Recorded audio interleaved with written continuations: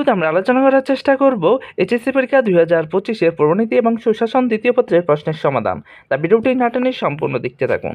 প্রশ্ন নম্বর 1, নির্বাচন কমিশনের গুরুত্বপূর্ণ সাংবিধানিক দায়িত্ব কোনটি? নিরপেক্ষ নির্বাচনের ব্যবস্থা করা। বাংলাদেশের সর্বোচ্চ আদালত কোনটি? Supreme court. ভারতীয় জাতীয় কংগ্রেসের প্রতিষ্ঠাকালীন সভাপতি কে ছিলেন? উমেশ চন্দ্র বন্দ্যোপাধ্যায়। বর্ণিত জেলাটির নাম কি হবে? সিলেট। উক্ত জেলাটি পাকিস্তানে অন্তর্ভুক্ত ক্ষেত্রে কার অবদান স্মরণীয়? মাওলানা ভাসানী। বাঙালি জাতীয়তাবাদের বিকাশে নিম্নলিখিত কোন আন্দোলনটির গুরুত্ব অপরিসীম? ভাষা। ন্যায়পালকে কে নিয়োগ দেন? এটি হচ্ছে রাষ্ট্রপতি।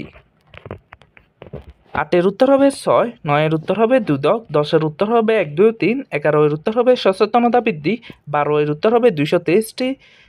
তার তমদ্দিন মজলিস সংগঠনটি কোন আন্দোলনের সাথে সম্পর্কিত? ভাষা।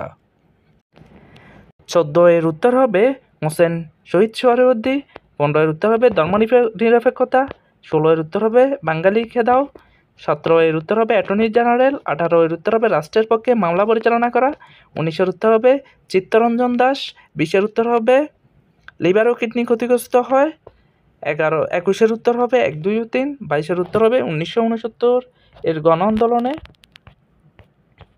23-এর উত্তর হবে 1935 সালের, 24-এর উত্তর হবে 1 ও 2, 25-এর উত্তর হবে 1857, 26-এর উত্তর হবে 1, 2 ও 3, 27-এর উত্তর হবে 2 ও 3, 28-এর উত্তর হবে হোসেন শহীদ সোহরাওয়ার্দী, 29-এর উত্তর হবে 1 ও 2, 30-এর উত্তর হবে 4 নভেম্বর।